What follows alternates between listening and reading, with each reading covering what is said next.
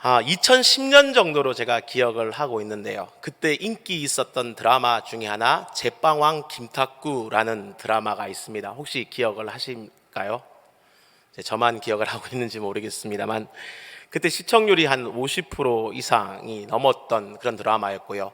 또 이 드라마의 인기에 힘입어서 제과 제빵 학원이 그때 불야성을 이루었고 또 빵 소비도 증가했다라는 그런 이야기가 있습니다. 근데 이렇게 인기가 많았다라는 이야기 말고 제가 특별히 이 드라마를 기억하는 데는 또 하나의 이유가 있는데요. 그것은 이 빵을 만드는 데는 기술만 필요한 것이 아니라 빵의 철학이 필요하다라는 바로 그 메시지 때문입니다. 이 메시지는 그 드라마에 등장하는 팔봉 선생이라는 사람이 이 제자들에게 어떤 만들어 보라고 했던 그 세 가지 빵에 잘 드러납니다. 그 세 가지 빵이 무엇이냐면 첫 번째, 세상에서 가장 배부른 빵. 두 번째가 세상에서 가장 재미있는 빵. 세 번째가 세상에서 가장 행복한 빵입니다. 여러분이 보실 때 이 세 가지 빵이 무엇이라고 생각이 되십니까? 저도 처음에는 이게 무엇을 의미하는가 그렇게 쉽게 이해가 되지 않았는데 나중에 이 팔봉 선생의 어떤 유언을 듣고 그렇구나 하고 무릎을 쳤던 기억이 있습니다.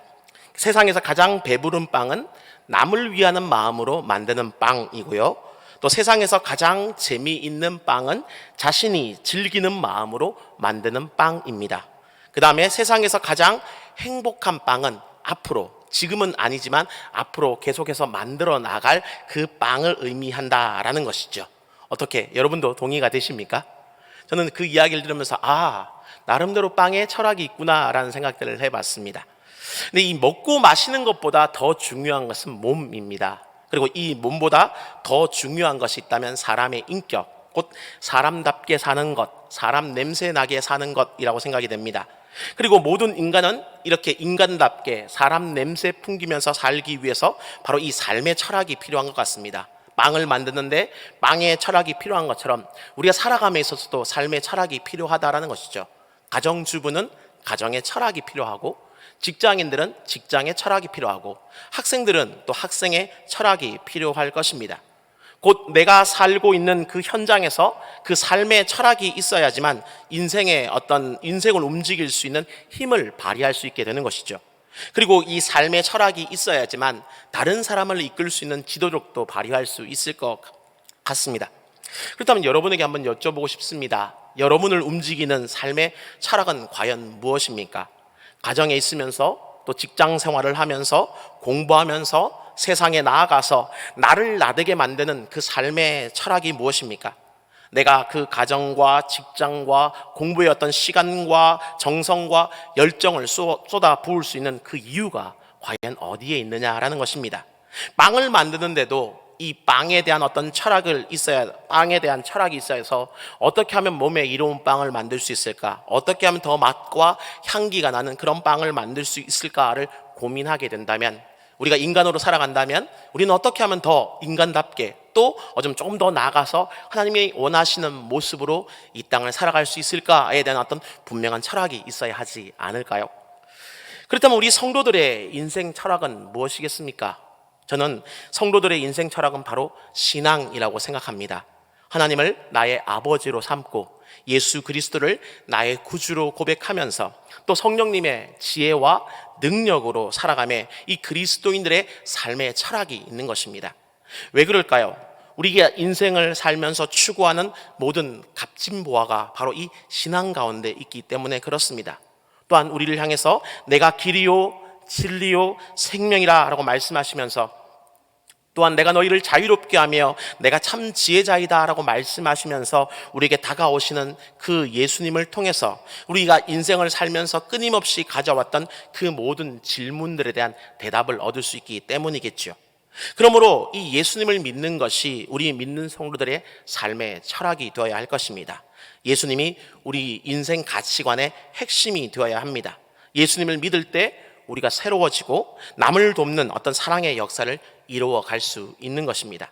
하나님께서는 바로 이 모든 보화와 축복을 가지고 계시면서 우리를 초청하십니다. 우리에게 이 좋은 것을 나누어 주길 원하시는 것이죠. 그래서 창세기 1장 27절과 28절에서 하나님이 남자와 여자를 창조하시고 하나님이 그들에게 복 주시다라고 말씀하시는 것이 무엇이냐? 인간 창조의 목적이 바로 이 복을 나누어 주는 것에 있다라는 것을 의미하는 것입니다. 그리고 이를 위해서 우리를 종이 아니라 아들과 딸로 부르셨습니다. 우리가 하나님께로부터 받은 최고의 복이 있다라면, 은혜가 있다면 바로 이것이 아니겠습니까? 오늘 우리가 함께 읽었던 본문도 같은 메시지를 우리에게 주고 있습니다. 모세는 120세가 되어서 이제 자신의 그 모든 사역을 마무리해야 됨을 알고서는 이스라엘 백성들에게 지금 마지막으로 이렇게 강조하고 있는 것입니다. 하나님은 우리에게 생명과 복을 주시는 분이십니다. 하나님은 우리에게 저주와 사망을 주리는 것이 결코 아니십니다. 하나님은 우리를 사랑하십니다 라는 것이죠. 그리고 모세는 바로 이 사실을 이스라엘 백성들에게 다시금 되새기고 싶었던 것입니다. 모세는 하나님의 그 마음을 읽을 줄 아는 그런 인물이었습니다. 그렇기에 그는 이스라엘의 어떤 지도자가 될 수 있었지요. 그다음 하나님의 마음이 과연 무엇입니까? 앞서 말씀드렸던 것처럼 하나님의 마음은 우리를 불행하게 하려는 것이 아니라 우리에게 행복을 주려는 그런 마음이십니다. 우리에게 화를 퍼붓는 것이 아니라 복을 주시고자 하는 것이 하나님의 마음입니다. 그래서 예레미야 29장을 보면 예레미야 선지자는 이스라엘 백성들의 어떤 죄악을 아주 통탄스럽게 여기면서 다음과 같이 지적합니다. 이스라엘 백성들아, 이제 우리는 바벨론에서 노예가 될 것이다. 우리 백성들은 산산조각이 날 것이다.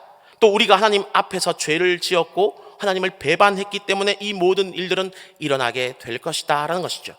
여기까지만 본다면 이제 이스라엘은 끝장난 것처럼 보입니다.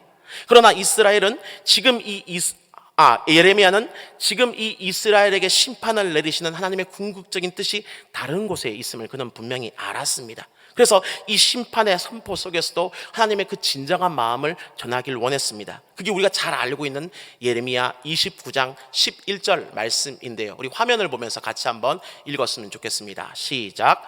여호와의 말씀이니라. 너희를 향한 나의 생각을 내가 아나니 평안이요 재앙이 아니니라. 너희에게 미래와 희망을 주는 것이니라. 아멘. 내가 나의 생각을 알고 있다. 내가 지금 재앙을 주려고 너희를 부르는 것이 아니라 너희에게 어떤 평안을 주려고 불렀다. 내가 이 백성에게 주려는 것은 내일의 미래요 내일의 희망이다 라는 그런 말씀 아니겠습니까? 얼마나 멋진 말씀이요, 너무나 가슴을 설레게 만드는 그런 말씀 아니겠습니까? 하나님께서 우리 어떤 미래와 희망이 되어 주십니다. 하나님께서 내게 평안을 주시고 생명으로 넘치게 하십니다. 또 하나님께서 나로 축복의 자리에 서게 만드실 것입니다. 그리고 이스라엘 백성들을 사랑하셨던 그 하나님이 오늘 우리 역시 변함없이 사랑하십니다. 근데 우리가 이 하나님의 축복을 받기 위해서 한 가지 선행해야 될 것이 있는데 그것이 바로 오늘 본문 19절의 내용이라고 볼 수 있습니다. 내가 오늘 하늘과 땅을 불러 너희에게 증거를 삼노라. 내가 생명과 사망과 복과 저주를 내 앞에 두었은즉 너와 내 자손이 살기 위하여 생명을 택하라는 바로 이 말씀이지요. 하나님께서 우리에게 생명과 사망, 복과 저주를 주셨다라고 분명히 말씀하고 있습니다. 하지만 그걸로 끝이 아니라 그 다음 우리에게 선택하라라고 지금 말씀하고 계시는 것입니다. 왜 그렇게 말씀하고 계시는 것일까요? 그저 하나님께서 좋은 것을 주시면 되지 않습니까? 그렇지 않습니다. 하나님은 우리를 어떤 기계적인 어떤 대상으로 부르신 것이 아니라 인격자로 부르셨기 때문에 그렇습니다. 하나님께서 우리를 종으로 부르신 것이 아니라 아들과 딸로, 자녀로 부르셨기 때문에 그렇습니다. 그래서 동물들처럼 고삐를 틀어쥐고는 강제로 우리를 이끌어 가길 원하시는 것이 아니라 우리가 스스로 자발적으로 하나님의 그 말씀 가운데 순종하여 따라오기를 그분은 너무나 원하시는 것입니다. 그래서 성경을 읽으면 읽을수록 또 이 사실을 깨달으면 깨달을수록 너무나 감사합니다. 하나님이 나를 인격체로 존중해 주시는구나. 하나님이 나의 결단을 기다리고 계시는구나. 하나님은 내가 선택하기를 원하시는구나. 하나님은 내게로 오셔서 우리와 교제하기를 원하시는 분이시요 나와 대화하기를 원하시는 분이시구나 라는 이 깨달음 때문에 그렇습니다. 그래서 하나님은 우리를 향해서 선택하라 라고 말씀하십니다. 내가 한쪽에 생명과 복을, 그 반대편에 사망과 화를 두었는데 너희는 이 둘 중에 어느 한쪽을 선택해야 된다라는 것입니다. 이것은 하나님께서 우리를 자유한 사람으로, 자유자로 부르셨다는 것입니다. 사람은 선택을 할 수 있을 때 자유자가 될 수 있습니다. 선택하지 않게 되면 우리는 자유를 상실하게 될 것이며 인생은 제대로 열리지 않게 됩니다. 인생은 그래서 선택하는 것입니다. 선택하는 것이 바로 이 자유의 중요한 특징입니다. 그래서 하나님은 지금 선택하라라고 말씀하고 계시는 것이죠. 그리고 우리에게는 얼마나 많은 선택의 순간들이 있습니까? 아침에 일어나서 또 예배를 드리러 올 때, 음식을 먹을 때 우리는 여러 가지 선택들을 하게 됩니다. 그리고 좀 더 큰 선택을 하기도 하지요. 어떤 전공을 선택할 것인가, 어떤 직업을 가질 것인가, 결혼할 때 어떤 남자, 어떤 여자를 선택할 것인가, 또 내 인생에 어떤 삶을 꿈꾸며 살아갈 것인가 하는 것들이 그런 선택일 것입니다. 어떻든 우리는 끊임없는 선택의 어떤 기로 가운데 놓여 있고 그것을 인생이라 말할 수 있을 것입니다. 그리고 이런 어떤 선택의 기로 가운데서 올바른 선택을 하는 것이 바로 자유자가 가지는 중요한 축복 중에 하나이지요. 그래서 하나님은 말씀하십니다. 복의 길을 선택할 것인가, 저주의 길을 선택할 것인가, 생명의 길을 선택하겠느냐, 아니면 사망의 길을 선택하겠느냐라는 것입니다.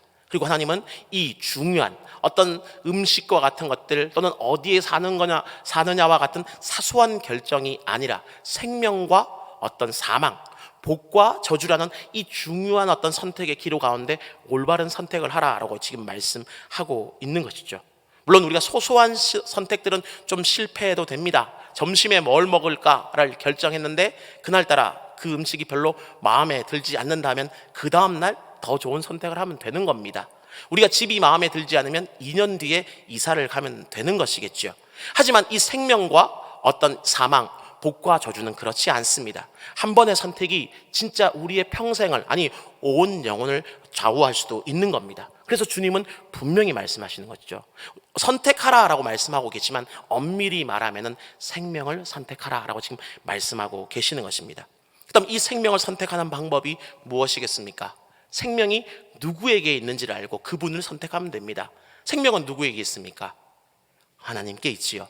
그러므로 이 생명을 선택하라라는 것은 바로 하나님을 선택하라는 이야기와 같습니다.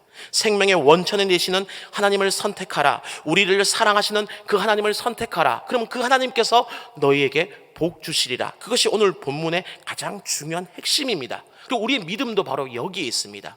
우리의 믿음의 근원 되시고 생명의 근원이 되시는 하나님을 선택하게 되면 하나님이 우리 인생을 책임져 주시고 우리 인생 가운데 복을 주실 것이다. 우리를 영원한 생명의 나라로 인도하실 것이다. 바로 이것이 우리 믿음의 가장 중요한 내용 아니겠습니까? 그래서 나를 사랑하시고 내 미를 열어주시고 내게 희망을 주시고 생명을 주시는 그 인격체이신 하나님께 내 모든 삶을 걸라. 바로 이것이 오늘 본문의 중요한 이야기 중에 하나입니다. 그러면은 하나님께서 당신이 가지고 계신 그 모든 것들을 우리에게 허락해 주시겠다라는 겁니다. 근데 이처럼 올바른 선택을 하기 위해서 우리가 한 가지를 유념을 해야 될 것인데 그것은 바로 이 기회 비용이라는 그 기본 원칙입니다. 기회 비용이란 무엇이냐? 하나를 선택하게 되면 반드시 그 반대편을 우리가 포기할 수밖에 없다라는 것입니다. 둘 다를 가지는 것은 불가능하다라는 그런 이야기라고 볼 수 있습니다. 우리는 인생을 살면서 이런 어떤 순간들을 참 많이 만나게 됩니다. 어떤 하나를 선택함으로 말미암아 그 반대편의 선택의 기회를 포기하게 되는 경우이지요. 대표적인 게 결혼을 이야기할 수 있을 것 같습니다. 한 여인을 선택하면 수많은 여인들을 포기해야 되고요. 한 남자를 선택하면 다른 남자들을 포기해야 되는 겁니다. 근데 이 포기를 하지 않게 되면 바로 여기에서 문제가 발생하게 됩니다. 물론 세상은 다르게 이야기합니다. 결혼하고 나서도 이 남자, 저 남자, 혹은 결혼하고 나서도 이 여자, 저 여자를 만나는 것이 어쩌면 더 진정한 자유가 아니겠느냐라고 이야기하지만 그것은 그냥 궤변에 불과합니다. 그것을 우리는 자유라고 말하지 않고 불륜이라고 분명히 이야기를 하고 있지요. 오늘날 법으로 처벌하지 않을지 몰라도 어느 누구든 그것은 잘못된 것이라는 걸 우리는 분명히 잘 알고 있습니다. 그렇기 때문에 진정한 자유라는 것은 이 포기를 할 때 발생할 수 있는 겁니다. 그래서 누군가는 이렇게 이야기했습니다. 자유는 포기해야 할 것을 포기하는 그 용기를 가질 때 참된 자유를 누릴 수 있다라는 바로 그 이야기이지요. 한 예를 들자면 유명한 어떤 화가가 있었습니다. 이 하루는 어떤 사람이 이 화가를 찾아와서 그림을 그릴 때 가장 어려운 것이 무엇이냐라는 질문을 던졌습니다. 그러자 그 화가가 이렇게 대답을 합니다. 무엇을 그리지 말아야 될 것인가를 결정하는 것이 가장 어렵습니다라는 것입니다. 이 화가의 눈은 보통 사람의 눈과 다르기 때문에 어떤 사물을 바라보면서 어떤 작품이 되는 모습들이 아마 그려지는 것 같습니다. 그래서 이렇게 보아도 그림이 될 것 같고 저렇게 보아도 그림이 될 것 같은데 모든 것을 다 그릴 수는 없으니까 가장 중요하고 포인트가 되는 것이 무엇이고 그 외에 생략해야 될 것이 무엇인가를 결정하는 것이 가장 어렵다는 것입니다. 하지만 그 모두 다를 집어넣어서 정말 좋은 그림이 되는 것이 아니라 포기해야 될 것을 포기하게 되었을 때 강조점이 잘 드러나는 임팩트가 있는 그런 그림이 될 수 있다라는 그런 이야기이겠지요. 저 역시 이 설교를 할 때마다 항상 고민이 됩니다. 어떤 본문을 가지고 설교를 해야 될까? 또 이 본문 안에서 어떤 주제의 말씀을 같이 나누어야지만 은혜가 될 수 있을까? 물론 성경 말씀 가운데 중요하지 않은 본문이 없고요. 또 말씀이 가지고 있는 그 풍부한 의미를 제가 어찌 다 설명을 하겠습니까? 그 모두 다를 설명할 수 있고 다 전달할 수 있는 시간과 여건과 재능이 된다면 가장 좋겠지만 죄송하게도 저는 그런 능력은 없습니다.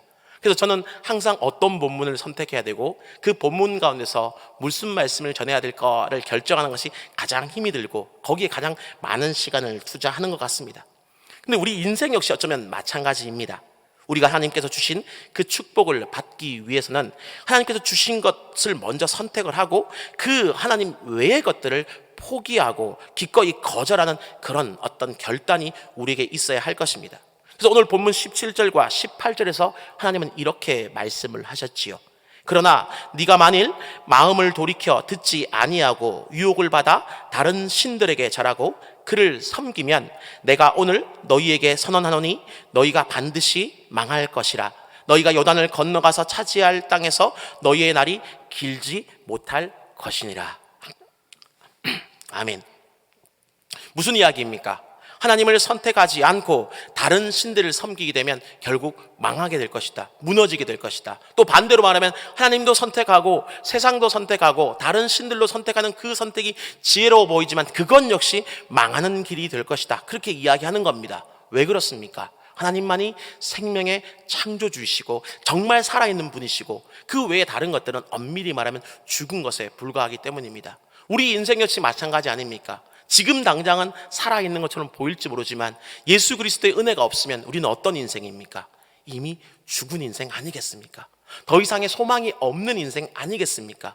근데 우리 인생도 그렇지만 다른 어떤 세상의 신들, 어떤 물질들, 명예들, 권세들 모든 것들이 다 마찬가지이다라는 겁니다. 그래서 하나님 외에 다른 것들을 선택하는 것은 결국 어리석은 행동이요 궁극에는 멸망의 행동이 된다라고 분명히 이야기하는 겁니다. 그러므로 우리는 하나님을 온전히 선택하기 위해서 하나님 외의 것들, 세상의 것들, 사탄의 것들을 우리는 포기할 수 있는 그런 결단을 가질 수 있어야 될 것입니다. 생명으로 가기 위해서는 죽음으로 향하는 그 모든 일체의 것들을 끊을 수 있는 용기가 있어야 된다는 것을 잊지 않으셨으면 좋겠습니다. 그 다음 이 선택에 있어서 또 하나 우리가 주의해야 될 것이 있다면 저는 이 머뭇거림이 아닌가라고 생각해 보게 됩니다. 우리는 이 선택의 순간에 자꾸만 머뭇거리게 됩니다. 선택이 너무 어렵기 때문이지요. 그러나 선택하지 않고 결단하지 않는 어떤 사람의 내면에는 될 대로는 되라라는 어떤 방치하는 마음, 조금은 게으름의 마음도 있을 수가 있습니다. 좋은 것은 그냥 결단해야 됩니다. 선택해야 됩니다. 그 결단과 선택을 밀어버리면 그 기회를, 선택의 기회를, 결단의 기회를 우리는 놓쳐버릴 수도 있다는 것을 잊지 않으셨으면 좋겠습니다. 군대에서 이 중요한 것 중에 하나가 바로 이 사격입니다. 사격을 잘하면 포상휴가를 받기 때문에 모두 다가 이 사격을 잘 하기를 정말 소망합니다. 하지만 이 사격이 생각처럼 잘 되지 않습니다. 거기에는 두 가지 이유가 있는 것 같은데요. 하나는 목표물을 정확하게 조준하지 않고 무조건 방아쇠를 당기는 그런 문제입니다. 이때 그러면 이 목표물이 정확지 않다 보니까 총알이 어디로 날아갈지 모릅니다. 그래서 목표물을 정확히 정하지 않으면 사격은 반드시 실패하게 되어 있습니다. 그다음 또 하나의 경우가 있다면 이 사격 준비도 잘 하였고 정조준, 목표물을 향해서 정조준도 잘 했음에도 불구하고 이 방아쇠를 당기지 않으면 역시 이 사격은 실패하게 되어 있습니다. 이 사격 자체가 두렵고 총소리가 무섭고 하기 때문에 머뭇거리게 되는데 그런 머뭇거림은 반드시 이 사격을 실패하게 만드는 것입니다. 다시 한번 말씀드리지만 인생의 선택 역시 마찬가지입니다. 목표를 잘 정해놓고도 이 결단하지 않게 되면 반드시 실패하게 되어 있습니다. 마치 햄릿처럼 그렇죠. To be or not to be, that is question. 이것이냐 저것이냐 그것이 문제로 다 갈팡질팡하는 겁니다. 생각하고 또 생각하는 겁니다. 그래서 이렇게 하면 이렇게 되겠구나, 저렇게 하면 저렇게 되겠구나 라는 것을 잘 압니다. 근데 알지만 결단하지 않게 되면 그 결과는 다르게 됩니다. 결단함으로 말미암아서 져야 될 어떤 책임이 너무나 무섭기 때문에 결단하지 않게 되고, 결심하지 않게 되고, 선택하지 않게 되고 머뭇거리게 됩니다. 하지만 그렇게 되면 반드시 그 선택의 기회 자체를 잃어버리게 된다는 것을 잊지 마시길 주의 이름으로 축원합니다. 그러므로 오늘 여러분은 결단하실 수 있는 그 은혜로 나가실 수 있기를 주님의 이름으로 축원합니다. 바로 그 결단과 선택이 있는 자리 가운데서 우리 인생의 변화가 일어나게 되는 겁니다. 선택하지 않으면 그 어떤 변화도, 그 어떤 자유도 없습니다. 하나님은 바로 이 선택을 하라라고 말씀하실 때 특별히 오늘 하라라고 이야기하고 있습니다. 선택을 미루지 말라라는 그 말씀이지요. 내가 어제 선택을 잘했기 때문에 오늘도 괜찮을 것이다 라고 혹시 생각하십니까? 하나님은 아니라고 이야기하고 계십니다. 또 조금 더 잘 준비해서 내일 결정하겠다라고 생각하십니까? 그건 역시 하나님은 고개를 저으시며 아니라고 이야기합니다. 하나님은 오늘 본문에서 오늘 결정하라고 이야기하십니다. 그래서 오늘 본문 이 5절밖에 되지 않은 이 짧은 본문 가운데 오늘이라는 이 표현이 4번이나 반복되어 등장하고 있습니다.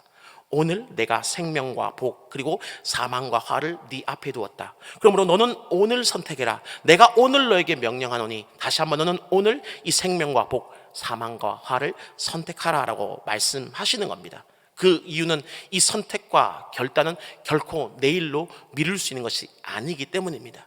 우리는 내일 뭔가를 할 수 있다라고 많이 생각하지만 우리가 이런 말 알고 계시지 않습니까? 우리가 오늘 헛되이 보낸 하루는 어제 죽은 누군가가 간절히 바랬던 내일이라는 겁니다. 우리는 오늘이라는 시간을 살아가고 있기 때문에 오늘이 우리에게 주어졌다, 그리고 오늘 지금까지 경험칙상 내일도 살아있겠지라고 생각하며 살아갈 수 있지만 실제로 내일은 우리에게 허락된 시간이 아닙니다. 내일 뭔가를 하고 내일 결단하고 내일 선택한다는 것만큼 어리석은 일이 없습니다. 우리는 항상 언제나 오늘이라는 시간을 살아가고 있기 때문에 바로 우리에게 주어진 이 오늘이라는 시간 가운데 바른 선택을 하고 바른 결단을 할 수 있어야 될 것입니다. 그래서 이 오늘이라는 시간을 놓쳐버리고 나면 우리는 더 이상 어쩌면 선택할 수 있고 결단할 수 있는 기회를 놓쳐버릴 수 있다는 것을 잊지 않으셨으면 좋겠습니다. 그래서 우리에게 주어진 그 시간 안에 충실하시며 그 오늘이라는 시간 안에 온전한 선택, 바른 선택을 할 수 있는 우리 모두가 되기를 주의 이름으로 축원합니다. 오늘은 2023년 1월 1일입니다. 저는 이 365일마다 새롭게 시작할 수 있는 이 기회를 주신 하나님께 너무나 감사드립니다.